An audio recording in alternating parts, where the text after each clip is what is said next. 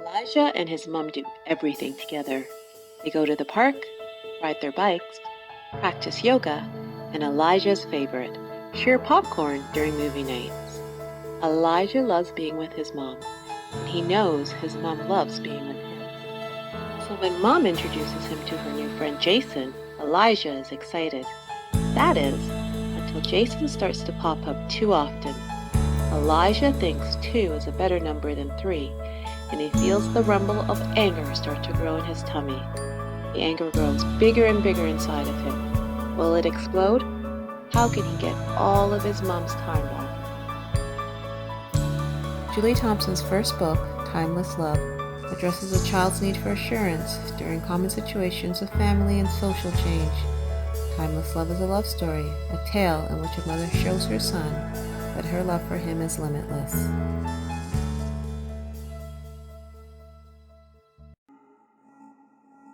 Julie Thompson is a Canadian author who writes picture books and middle grade readers. Born to a mother of Barbadian descent, Julie remembers being introduced to literature at a young age. One of Julie's fondest memories as a child was bedtime stories with her mom while they snuggled in bed. When Julie had children of her own and started introducing them to literature, she found it challenging to find books with diverse characters and stories. It seemed until recently the industry was not interested in publishing #own voices stories. It is important that the literature reflects all children. When writing, my goal is to create stories that mirror the unique experiences children have, as well as the diverse world in which we live. In addition to writing, Julie is employed full-time as a police officer. In 2018, the City of Markham honored Julie for her outstanding work with youth within the Black community. When Julie is not writing, exercising, or cooking, she can be found on her yoga mat or meditating. Wow, Julie, what a phenomenal woman you are. Wow. How can Thank oh you. my gosh, honestly, that is wonderful. You've done so much. And I have to say, I love the book. I'm just going to bring it up here. Thank Sorry, you. Timeless Love. And one thing I really loved about the book, when I read, there was the little blurb in here talks about how your son was struggling a little bit with it just says he Right. was struggling and you couldn't find any books to deal with any of the issues he was facing, and you decided, you know what, you might as well just write a book which not many Exactly. people will think, like, they normally just talk to their children, but you captured everything. I think I really noticed with you really captured his emotions and what he was feeling inside, and I really loved that. And there was so much I loved about it. Sorry, I loved when he was sneaking behind the tree, kind of, because that is such a great, that's how kids feel, but it's also like how they Exactly. behave, like, you know what I mean? Exactly. So Absolutely. okay, so what I wanted to ask quickly was how were you able to capture, because kids don't always tell us exactly everything they're feeling, and especially boys. I don't know how you must obviously have such a close relationship to know all the little emotions and things he was feeling, and we can only know so much, but how were you able to really capture that? Did he have any input, or was it just all you and the deep connection you have? Like, So when I started writing, like you had mentioned before, I had gone through like a change in my family structure, and I had met somebody, and I wanted to introduce this person to my son, and I wanted to find a picture book or something that I could read to him at his level that could kind of broach or start that conversation with him. And there was nothing out there. A lot of the books were books that adults could read to kind of help them navigate, but nothing that an adult or a caregiver could read to a child. So I decided I was going to write a book, and I knew I wasn't going to find a book with individuals or a protagonist that looked like my child. So at that point, I was willing to settle for animals. I was willing to settle for cars, trucks, anything, but there was nothing out there. So I said, you know what? My mother always used to say, if there's a problem, then you can find that solution. Then I just decided I'm going to write a book. And I just And I probably didn't realize it was going to be as daunting as it was. I just, I'll write a book. So I started the process, and a lot of what you see in the story, like with the little Elijah, some of the things I would capture from my son. Some of the things would be just, I would use from my experience working with children, because prior to being a police officer, I was a child and youth worker. So I have about 27 years of working with youth and children and family. So I've been around a lot of children. And as my current position with the police officer, I actually work with children. So I am exposed to a lot of children. And then I'm a mother of 2 boys. So I am surrounded by boys. And I wanted to really find literature that boys could read, that could connect with boys. And I wanted to be that voice for boys, because sometimes they're not depicted in literature. And when they are they broaching those deeper type of topics where, it's okay to cry, it's okay to have these emotions. So I felt that it was important to kind of take that on and write a story that would address that. So when I started writing this story, like I said, it's loosely based on my experience that I had with my son. But I think as parents or caregivers, when you're responsible for somebody, especially if that person has been around, he was about 6 at the time, now he's 10. So I've had years of inhaling his essence and inhaling his energy. And your children. So when we were going through that experience, he didn't come and say to me, "Mom, this is how I'm feeling," but I knew something was going on because his behavior had changed. And sometimes children don't have that vocabulary to express how they truly feel, because on the outside he was saying, "I'm happy, I like this person," but his behavior was showing something different. And sometimes children are afraid. Sometimes children don't have the words. Even as an adult, sometimes I don't have the words to express how I'm feeling. I just know something's off. There's just a feeling. So I knew something was going on. And my goal, and I really appreciate that you said it captures how children actually talk and children actually move and hiding behind a tree, because that's how children, they act, and they kind of hide and they watch to see what's going on. And then putting the story together, I just really wrote from the heart. And my goal when I was writing this story was, I always look at that phrase bigger than me. So if I'm experiencing a situation, there are thousands, millions of people in this world, because there's billions of people who are experiencing the same thing too. So how can I share my experience to a challenging situation in the hopes of allowing other people who may be experiencing it or know somebody who's experiencing it, hey, this is a book that you could read. So, and it's not a book that you read this book and everything's cured, but my goal is you read this book, and so now we have a kind of a starting point to let's start and have a conversation about what's going on. So really it's about starting a conversation with caregivers or parents within a household when there's change within family. Yes. Oh my goodness. It's so, because the thing is, I had no idea what the story was. And then I said, okay. So all I was thinking was, it's about the love of the mother for her son. And I'm like, yes, okay, that's great. But then when I started reading into it, and I thought, this is great, because not many people talk about when you are a parent, and if you're a single parent too, you start dating somebody, how do kids receive that person? And because I know it with my kids, and I'm always afraid, in the past when I was dating, I'm afraid to you don't want to bring somebody around in case it, if the relationship doesn't last. You really are cautious, right? But when it's time to introduce the person, you don't realize the effect it has on the kids. And I think this is so great, because there are no stories like this anywhere. And I wish I would have loved to have that with my kids growing up. That's what people have said. They haven't seen a story like this, or they wish they had this story. And the thing about this is I have a cousin who had an older son, and even though he was 12, 13, sometimes we think just little kids experience this, but kids in their preteens, in their teens, in their early 20s, in their 30s, when a relationship has changed and a parent who may have been single in the past is now dating somebody, it has an impact on you, whether or not it may not be a drastic as what it will have on a little child, but you do feel something because you know you're connected to that person, and now this other person's coming in, and what does that mean for you? And sometimes it's relief because you're like, thank goodness my parent or caregiver now has somebody to share their experience with. And then sometimes it can be the other way. But no matter what, when there's change, I always say that cause and effect. When change happens, it impacts people on different levels and in different ways. And the kaboom when he got upset.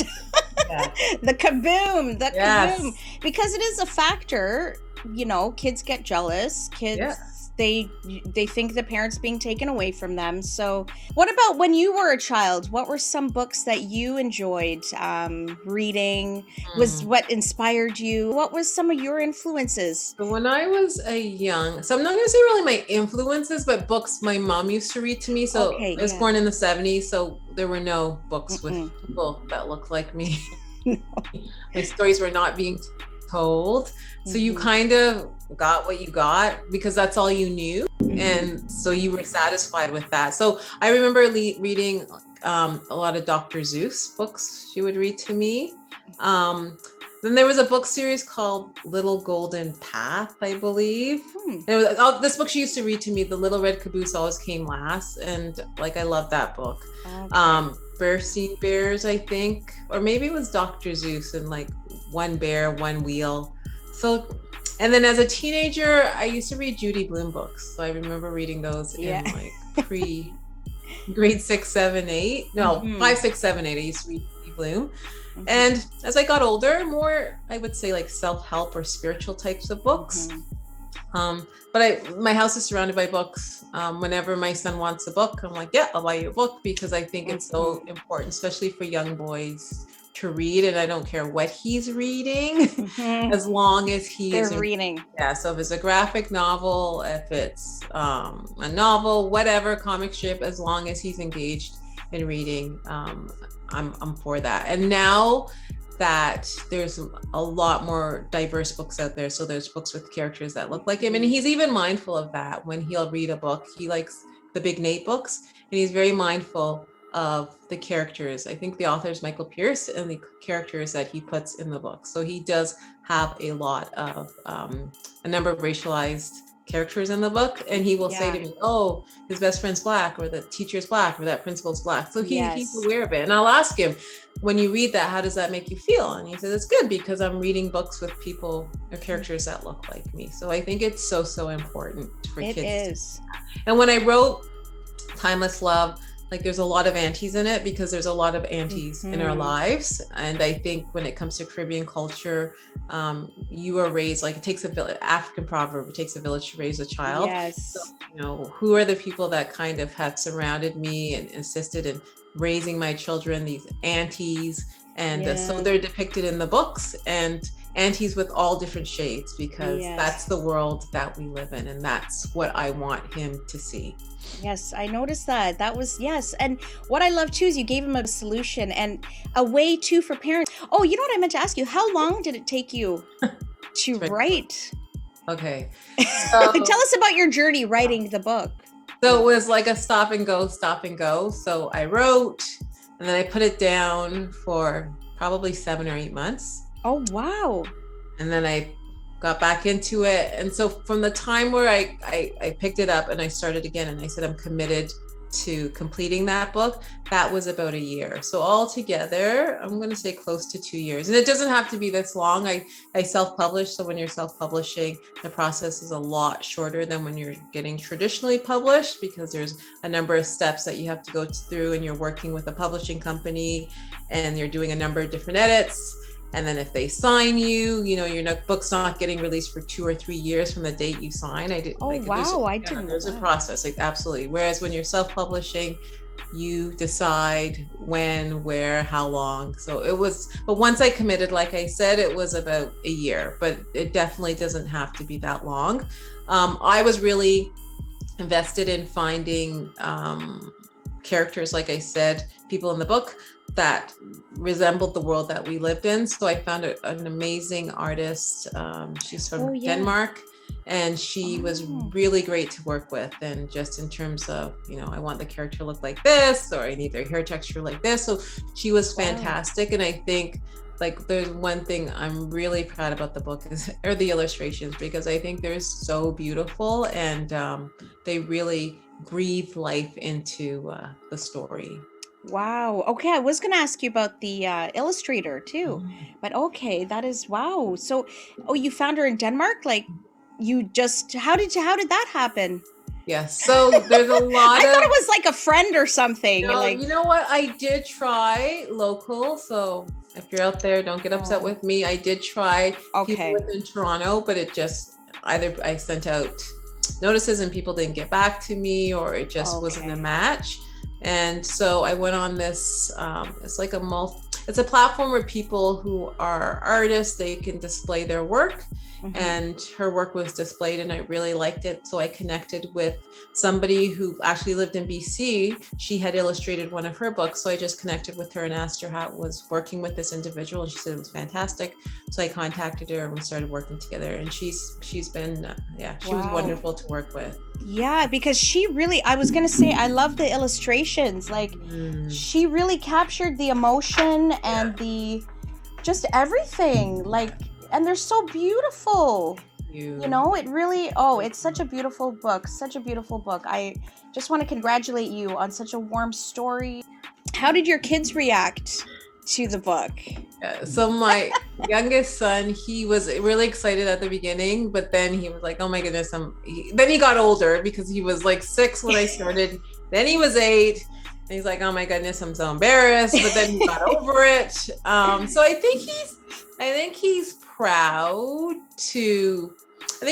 of what his mother's doing. And I think it's really important for us as parents to take chances and to dream and to dare, because the little people are watching us. The little people in our lives are watching us, and they are going to model what we do. So if we do it, and even if we don't achieve our goal, I think there's still success in that failure, because you've tried and you've come out a different person through that experience, and your children or the people in your life are going to see that. So I think, if anything, I hope I am teaching my children that, like, if you have a dream or if you have something that you want to do, you go for it.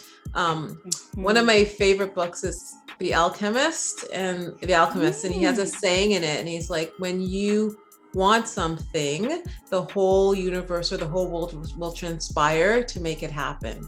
Right? So it's about taking that chance, and that's what I found. Like I really had no idea what I was doing, and along the way, the people who supported me or the people that I needed, they just showed up. Yes. And it's a belief in self and keep going. So I think they're proud. I think they're proud of, they see what their mom's doing and the stories that I want to tell. More than ever, I want to tell our stories. I want to tell it our way. I am so passionate about telling stories about young boys. Yeah. Because I think it's so important for young boys to be able to express their emotions healthy, and to have it could be either religious or spiritual, but they need some type of something to lean on to help them through those difficult times. And so I want to create stories that say it's okay to have that, and to just to show that it's okay, and stories that our young boys can read, and stories that can enhance our young boys, because our young boys are going to turn up to be young men who are going to turn out to be partners or fathers one day, and they need to be emotionally sound and emotionally equipped in order to do that. It's okay for our kids to cry, and it's okay and once they're done crying, to not just cry, but to process what was going on and what they were feeling, and like, so not just crying and leaving them, but having to honor everything that she's done for me and everything that she sacrificed for me, because she was a great mother. Oh wow. So I'm doing well, because I know she's still with me, and I know she's just in a different realm. Her body's not here, but like somebody said to me, like, I rolled in my mother's stomach, I came out of her, so she is in me, so she rolls with me. Exactly. So I tell my son that all the time. He's like, I miss her, and I go, well, I was in her. My focus is boys, and I have 2 boys, and maybe that's where it comes back. But it's a process. Amazing. Like these things take 4, 5, 6 type months. So in the meantime, I'm also working on a middle grade book that I'd like definitely have out, and possibly I'm speaking with somebody who works in the arts or in the theater, and looking to turn one of my manuscripts that I've written into possibly a short film. So that is amazing. I'm so excited. I can't wait. Thank you. You do work as a police officer as well, and I'm sure that takes up a lot of your hours, but I think it's just like with anything, when you're passionate about something, you'll find the time. So if you enjoy exercising, you'll find the time to do that. If you enjoy reading, you'll find the time. If you enjoy watching series, time that you have, and that's what you'll devote to. So no, I don't find it, because I don't write every day. And I haven't written actually for a while, so I have to start. But I find when I do sit down and write, I'll write for several days in a row, and I'll write quite a bit. Right? So I don't find it takes up a lot of time, because it's something that I'm really passionate about and something that I believe in. So I am committed to like really seeing it through. And now more than ever, I would say diverse voices, racialized voices, marginalized voices, this is our time, because the industry and the media, where doors were closed, where those gatekeepers were saying, no, we don't want your stories. There has been a huge shift in that, and now it's changing. There's still a long way to go, but it is changing. So now more than ever, I think if you're going to do it, if you were waiting for a time, now is the time, because we have allies or people who are opening the doors for us and saying, yes, your stories are important. Yes, your stories need to be heard. And we are also saying, even put aside the allies, we as Black people are saying, like, enough is enough. Our voices and our stories need to be heard. And we are demanding that we be treated. We're not demanding to be treated differently. We are asking and we are demanding for equity and equality, right? That fairness plane. So I would say, if anybody's out there considering it, young people, doesn't matter how old you are, any age you can do this. I'm almost 50 and I'm doing this. So any age, you just need to start. That's great. Where do you start? You just start. Yes. Start. And then the people and the teachers they say when the student is ready, the teachers will appear. So your sensei, your people will appear when you're ready. So you just need to start and commit to yourself to doing this. Wow, that is so inspiring. You are inspiring so many right now, I'm telling you, because there's no age limit, there's no time limit, there's no, and it's so true when you say we need this now more than ever. We need it. I need this for my children, for my grandchild, because I want them to grow up in a world where they don't have that old, we got to get rid of that old thinking, this is new.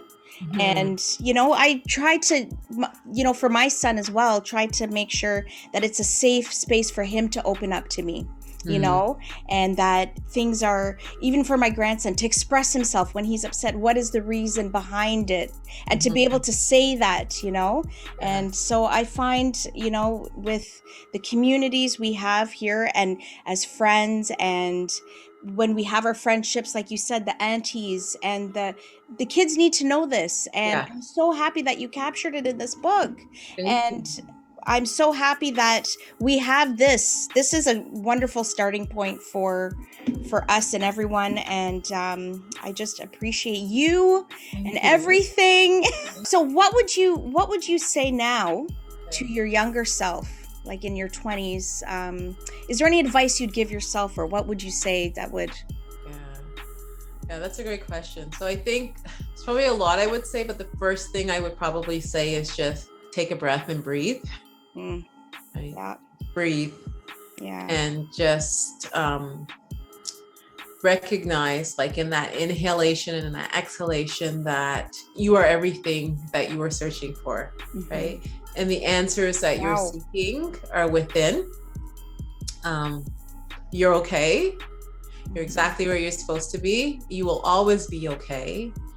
And you just need to be, because you just need to be, because in your being, you are like this perfect divine being, and you are enough. Wow. Yeah, so I think that's what I would say to myself. That is beautiful. I need you to say it to my younger self too. But yeah, that is, I love that you're exactly where you need to be, you know. I love that. We often, you know, we often, and I'm even guilty of that. I'll go on social media and I'll see what everybody else is doing, and then you're just like, well, look what I'm doing. But that's just the ego, that false sense of self speaking to you. And just that recognizing, like, you know, whether, and I'll even say this to my son, because he's really big on a PS5. He has a PS4. All his friends have a PS5. And you're not getting one, number one, because you have a PS4. And I say to him, like, I think a better example is if he comes home and he doesn't do well on a test and he's down on himself. And I said, well, your essence, your being of who you are does not change whether or not you get 90% or 40%. Your essence of who you are is the same. My love for you is not determined on your accomplishments. It's determined on you just being, just breathing, just be. Yeah. So I think, you know, that we want, you know, when I get here, then I'll do this, but like where you are is exactly where you're supposed to be. And you just move from that spot. Wow, that is amazing. So where can people get your book? So I actually just launched my website. So www.juliethompsonbooks.com. So you can order it online. You can also get it at Amazon, Chapters, Indigo, Barnes and Noble. And I believe I was doing a search over the holidays and I saw it at walmart.com. So apparently they're selling it in Wow, that's amazing. Congratulations. Amazing. So we are going to have a giveaway today. Yes, so exciting. So what we're going to give away 2 books, and basically what I'd like you to do, there's this is the cue to go. My grandson. We're going to give away 2 books. I'm so excited. I can't wait for the lucky winners. But what we're going to do is I want you to comment as to why books like this, it's so important for us now, and why it would be, you know, why it's important for you personally. And whoever gives me the best response, you will be getting a book. And then just I'll give signed copy. I'll sign it for you as well. Oh, a signed copy. A signed copy. Ooh, yeah. So just, yes, please give us your comments and any questions. I'll give some contact info, and I will make sure to have Julie's website and all her info. You can follow her on Instagram. And Julie what is Books Motivate on Instagram, and Julie Motivates on Twitter, and Julie Motivates on Facebook. Amazing. But I'm mostly on Instagram. So if you hit me up on Instagram or send me a DM, I'll definitely respond to you. Oh, that is so great, Julie. Thank you so much. No problem. I'm so excited for your journey, and we'll be watching out for you. And I'm really excited. So excited. Thank you so much for having me. This has been great. No, it has been. And the world is blessed to have you here. So thank you so much.